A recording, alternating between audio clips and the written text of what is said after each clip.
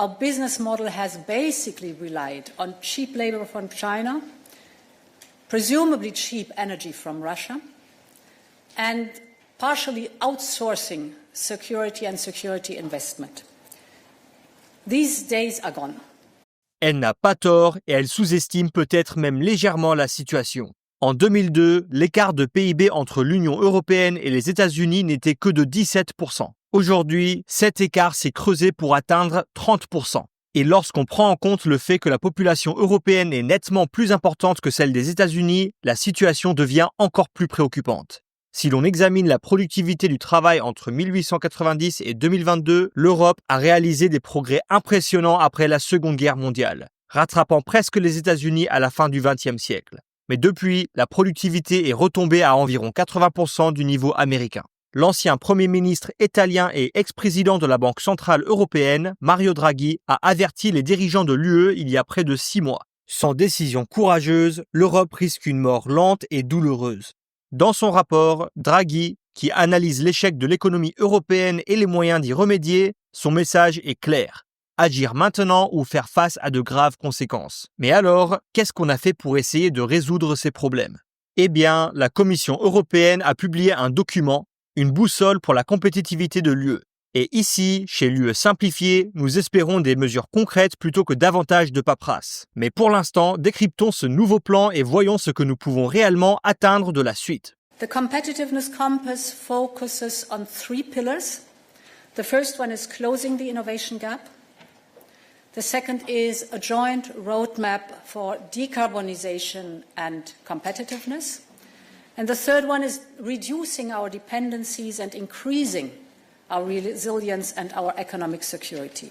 Voici les 3 piliers du plan qui se déclinent en 47 actions phares destinées à renforcer la compétitivité et la résilience au sein de l'UE. Ce plan pourrait débloquer 470 milliards d'euros supplémentaires pour les entreprises européennes et leur faire économiser 37,5 milliards d'euros par an grâce à une réglementation simplifiée. Commençons par le premier pilier, l'écart d'innovation. L'Europe a du mal à tirer pleinement parti de la première révolution numérique menée par l'Internet.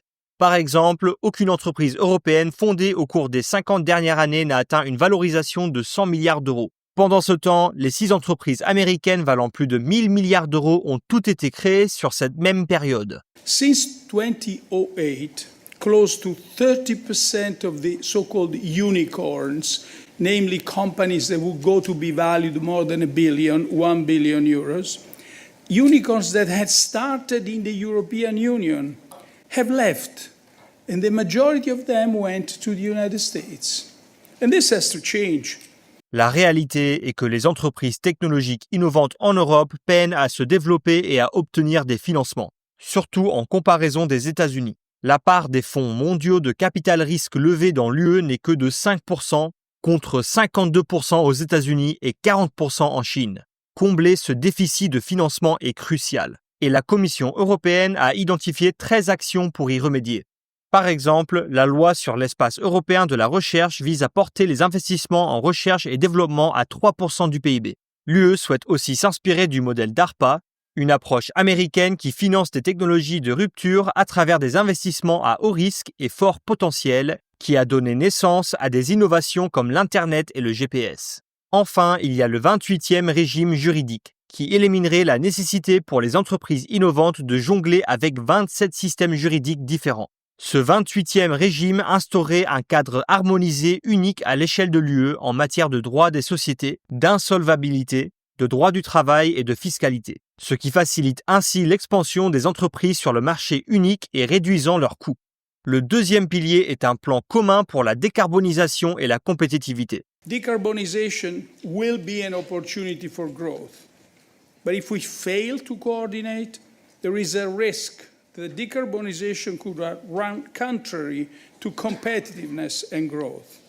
Pour y remédier, l'UE a défini 15 actions visant à maintenir la compétitivité de l'Europe tout en la transformant en une économie décarbonisée d'ici 2050, avec un objectif intermédiaire de 90% d'ici 2040. I want to be very clear.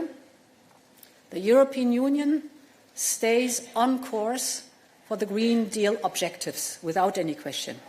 Un élément clé du plan est le pacte industriel propre, une stratégie visant à réduire le coût de l'énergie, sécuriser l'accès aux matières premières et stimulant la demande de produits bas carbone. Cependant, son financement semble moins stable car il repose sur un fonds de 100 milliards d'euros provenant principalement de ressources déjà disponibles ou allouées et dépend des contributions volontaires des États membres. Un autre volet essentiel est le plan d'action pour une énergie abordable.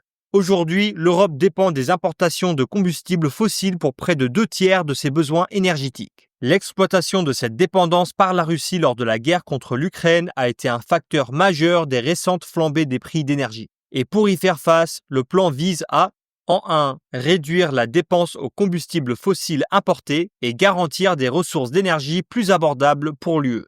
Et en 2, mettre en œuvre un plan d'action pour l'électrification ainsi qu'un paquet sur les réseaux européens afin de moderniser et d'étendre les infrastructures énergétiques de l'UE. Le rapport souligne également la nécessité d'établir un marché unique des déchets, des matériaux secondaires et réutilisables afin de renforcer les efforts de recyclage à travers l'Europe. Le potentiel de l'économie circulaire dans le secteur du remanufacturage en Europe devrait connaître une forte croissance, passant de 31 milliards d'euros aujourd'hui à 100 milliards d'euros d'ici 2030, avec la création potentielle de 500 000 nouveaux emplois. Et le troisième pilier se concentre sur la réduction des dépenses excessives et le renforcement de la sécurité. La vulnérabilité de l'Europe découle de sa forte dépendance aux matières premières critiques et aux technologies avancées, avec 40% de ses importations provenant d'un nombre restreint de fournisseurs, dont la moitié ne partagent pas les intérêts de l'UE. Les tensions géopolitiques, comme la guerre entre la Russie et l'Ukraine, ont également conduit l'Europe à augmenter ses dépenses militaires face à la montée de menaces conventionnelles et hybrides. Pour relever ces défis, l'UE a défini 10 actions. L'une d'elles a particulièrement retenu notre attention, le livre blanc sur l'avenir de la défense européenne. Plus intéressant encore, l'UE prévoit de diversifier ses partenariats commerciaux en élargissant son réseau d'accords de libre-échange qui couvre actuellement 76 pays. Cela inclut la relance d'accords comme le pacte UE-Mercosur et la modernisation de l'accord global UE-Mexique.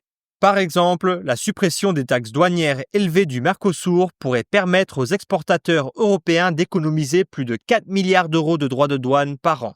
Sur le plan de la défense, la stratégie encourage une coopération accrue entre les États membres grâce à des achats groupés, à des programmes communs de recherche et développement et à la mise en commun des ressources afin de renforcer la sécurité et de réduire les dépendances. Pour rendre ces 3 piliers possibles, l'UE a introduit ce qu'elle appelle des leviers de compétitivité avec 9 actions phares supplémentaires conçues pour soutenir et renforcer ces piliers.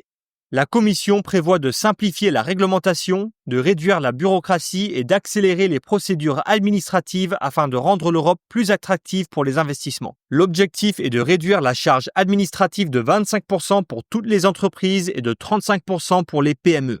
Pour stimuler la croissance, l'accent est mis sur l'élargissement du marché unique en supprimant les obstacles et en aidant les PME et les startups à en tirer pleinement parti. Il considère aussi créer plusieurs unions, une union de l'épargne et de l'investissement, une union des données, une union de l'énergie, une union des compétences et une union de la défense, toutes destinées à améliorer la coordination au niveau européen, à établir des règles communes et à simplifier les processus d'investissement. This was a glimpse at the width and the depth of the competitiveness compass. I want to be very clear. We have a plan. We have a roadmap. We have the political will. Now what matters, and really matters, is speed and unity. Sur le plan du financement, la Commission prévoit de lancer une stratégie pour une union de l'épargne et de l'investissement, comprenant plusieurs propositions. Mobiliser des capitaux pour les projets européens, réinjecter l'épargne dans l'économie et élargir les options de financement pour les banques en favorisant le marché européen et la titrisation. Voilà donc la boussole de compétitivité pour l'UE. C'est vraiment une vue simplifiée des choses, mais pour être honnête, c'est encore assez léger en termes de détails et un peu vague. Quant au plan, voici à quoi ressemble le calendrier actuel pour ces différents actes et propositions. À mesure que de nouveaux détails apparaissent, nous pourrons approfondir chaque initiative avec des vidéos séparées. Faites-nous savoir dans les commentaires si cela vous intéresse. Et voici ce que j'en pense. Je ne suis pas sûr que le plan prenne adéquatement en compte le rapport Draghi d'il y a 6 mois. Tout d'abord, Draghi estimait que la transition de l'Europe vers la compétitivité coûterait environ 750 à 800 milliards d'euros par an, soit environ 5% du PIB de l'UE en 2023. ce qui est bien plus élevé des 1 à 2% dépensés dans le cadre du plan Marshall. Cependant, le plan de la Commission reconnaît cela, mais ne présente pas de plan concret sur la manière de réaliser cet objectif. Ensuite, le rapport Draghi souligne que l'UE elle-même doit évoluer en se recentrant, en accélérant et en simplifiant. L'une des idées les plus intéressantes est d'étendre le vote de la majorité qualifiée au sein du Conseil pour éviter les retards causés par la nécessité de décisions unanimes. Si les choses stagnent, Draghi propose d'utiliser les mécanismes du traité pour permettre aux États membres partageant les mêmes idées de le faire. Pourtant, le rapport de la Commission ne traite pas du tout cette question. À mon avis, c'est le plus grand obstacle auquel l'Union fait face actuellement, et sans prise de décision plus rapide, tous ces plans risquent d'être trop peu, trop tard. Si vous avez aimé le contenu, n'oubliez pas de liker la vidéo et de laisser un commentaire. Et si vous voulez en savoir plus sur ce que l'UE peut faire pour sa défense, n'hésitez pas à consulter notre vidéo sur une armée européenne, et le lien est juste ici. Merci beaucoup d'avoir regardé la vidéo, et à la prochaine!